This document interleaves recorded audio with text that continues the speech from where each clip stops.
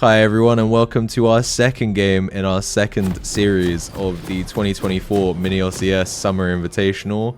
This is game point for McMoody's Mandem, who are now on the red side. We just finished watching them in a closer than I thought it would be confrontation with Mashup Team B, where it became a kind of tail of the tape 1 versus 1 between Toki and the Mashup Team B top laner Ricky D, who was on Fiora. I believe both the Fiora and the Lucian were banned in this Game 2 Champion Select, and we've found ourselves with Ricky on a scaling mid. We've got the Victor, and Toki now on Varus, still paired with the Nami bot lane. How do you feel this game's gonna go, Eunice?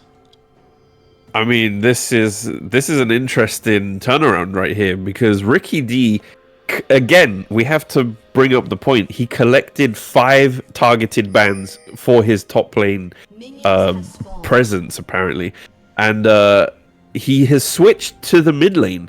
So this change could catch McMoody's Mandem off guard. However, with that said, despite the fact that Galen is now sitting topside with the Mundo, he's facing a Tom Kench who is as much of a force of nature as he is. But also Ko is on that comfort pick with the Yone that we saw in the 1v1 tournament. So while Ricky D may be switching it up to give his teammate an advantage, has he possibly given this advantage to McMoody's Mandem as well? Well, so we know that every one of his targeted bans would have been at the top lane. So presumably, his mid lane may not be as strong or as comfortable, but with the proficiency he showed in game 1 and his ability to very much almost solo carry the game, I wouldn't be surprised if he gives Ko a decent challenge here in the mid lane. Top side, this is going to be just one of those wet noodle fight kind of unmovable object versus unstoppable force situations where nothing ends up happening. Or maybe the opposite way, really. Movable object versus stoppable force. Because Mundo is just going to sit there and throw Qs, throw cleavers, and just keep dinging him. And Nyash Warrior on the Tom Kench, unbenching it, is going to just sit there. He's got 1,000,000 health all the time. He throws his tongue out. And it's probably not going to be too interesting, even though the autocam really wants us to look at it right now, which is maybe on theme. Apparently the most interesting thing happening right now on the Rift.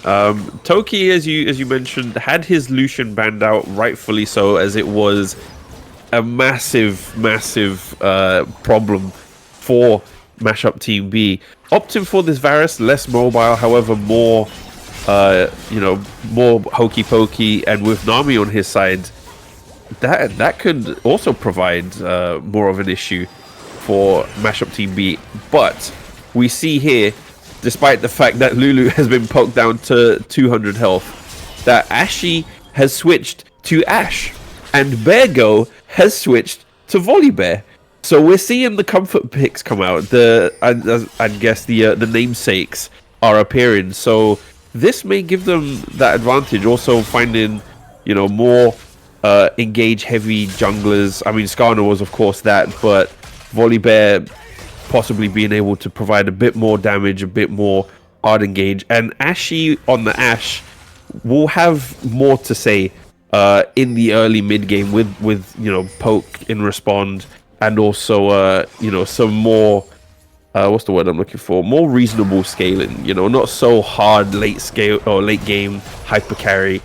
But yeah, let's see how that plays out in the bot side. However, top side here, Volibear has entered. He's just pushing him away from the farm. It's not too intense. We get a flash out there from Nymphy by the Lee Sin here about blank, changing it up from the hard engage of the J4 into more of a skirmish environment with the Lee Sin. But I think on both sides really, the plan hasn't really changed here. Like, they've put Nyash Warrior on something because I assume... Oh, we got Ricky maybe dying here. Oh, flash on both parties. Flash and a dive, wow. Nice. Okay, so made the best of a bad situation there for Ricky. He was able to get a return kill flash out of the jungler as well, but he has lost his flash himself, and we saw how About Blank likes to play. He likes to camp mid, especially when he gets the flash off of the immobile mid laner, so we can expect to see him back there within the next 5 minutes. But anyway, as I was saying prior to that, about team comps, again, you know, the bot lane in this game, they're looking to just early game, like, send it, destroy them if they can, and then try and translate that onto the rest of the map. It's the same gimmick as the Lucian Nami here. The Nami is there to buff the more burst heavy Varus in the early game as well, because if he can get his stacks on you, he's just gonna like pop you. Especially once he gets 1 to 2 items, he can become incredibly potent. They've got Nyash Warrior on a champ that hopefully he won't lose too hard on, because I'm assuming they thought he would face Ricky. I'm gonna see Ko get caught here in the vortex. The ultimate ability comes out from Victor, poking him down, but the response ulti from Ko's Yone. However, here is Nymphy to support his mid laner. Man, that really could have been much worse. Nymphy was able to get in there and just... The heal is definitely... I think it is partially the heal, keeping him, like, you know, above 30% HP, because once you get past a certain threshold, especially people who play more aggressive characters like Yone, Yasuo, they're more... It's like a psychological thing, you know? They're more likely to just be like, no, he's like 2 autos away, I could kill him, where if he's got like 30% HP, it's like, I don't have any cooldowns, I can't do this, never mind, I'm running. So it's going to be partially that and partially just another body on the field, which is what About Blank just saw, because 3-man just moved straight into that Void Grub area.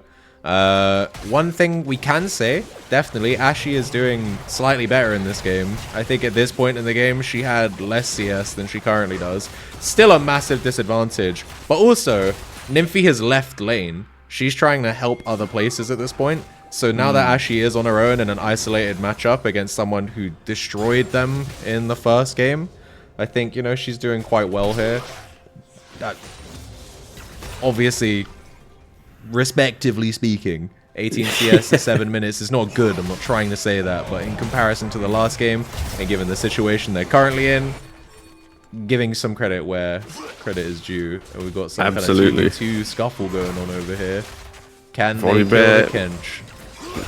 I mean, it's a tale as old as time, trying to kill this gigantic fish that has moved to the top lane from the support role.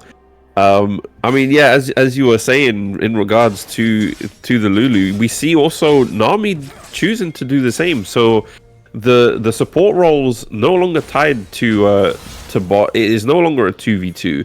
Now we've got these Roman supports moving about to help their solo laners. But as you were saying, this could have possibly worked to the detriment of Ashe with that 2770. But ignore that, as Bergo claims a kill on Nyash Warrior. Tom Kench has officially been benched. Seemed like a little bit of disrespect there coming from Nyash Warrior, to be honest. Not quite anticipating the damage of the level 6 Volibear. Being able to turn the turret off as well kind of completely removes the air of safety one might have when people feel comfortable hugging the turret, not against the Volibear. So yeah, quick kill for him. And if we look at the gold chart here, even though there is a 50 CS difference in the bot lane, there's only 500 gold between the teams. So I think the mashup team B, and also they're a scaling comp right now. You know, once Ashe hits 6, hopefully soon, because the Varus is at level 7. Oh, never mind. We got an engage going on here in the jungle. Oh, no. Okay, manages to get away safely. Yeah, not too bad. Yeah, I think other than again the bot kind of discrepancy here, we're looking at a much more comfortable game for mashup team B. Although it looks like we're getting a 3-man on Ashe. They are still choosing to torture the Ashe. Yeah, an auto camera choosing to show this other dive happen in the mid lane. Ko falls to Victor and Volibear's efforts to bring him down, but I mean, as you saw there as well, Ashe was what we got a return. Wow, okay. That took forever, but it ends up being a return kill. So somehow we take what we can get. Yeah, we have, I think those plates have made the difference in starting to build a small gold gap, but it is just that, a small gold gap. And if we look quickly to see what money is on who, the jungle seems to be the closest with only about 100 between them, where we've got a 600 lead for Ricky in the mid. And we've got over 1,000 again for the Varus in the bot lane. And about 200 for Nami versus Lulu. Top But I lane mean, is what? Gallon favored at the moment, but Oh, yes. yeah, I think it's again in comparison to the first game, we're still having some of the same systemic issues here with bot lane getting kind of decimated, but every other lane is actually going quite well for them. I mean, it's quite incredible to see, honestly, the difference that you know, the difference in gold just based on the minion score, you know, especially since Ashe has a kill to her name. And you know, Varus only has that extra assist, but the 60 CS difference is very clear that it does matter. Don't ignore your minions, folks. Grab them while you can. Everyone always forgets it's about roughly, I think. Oh, Ashore coming out here. Great ulti there. Nami manages to flash away, Volibear ulti onto the Lee Sin, but Yone moving to the backline, catching Ashe. Victor manages to claim Nami off the side, and Volibear falls to Varus. But we've got a team fight happening here. Magmoody's Mandem managing to find the Victor, but Lee Sin does fall to Lulu as well there.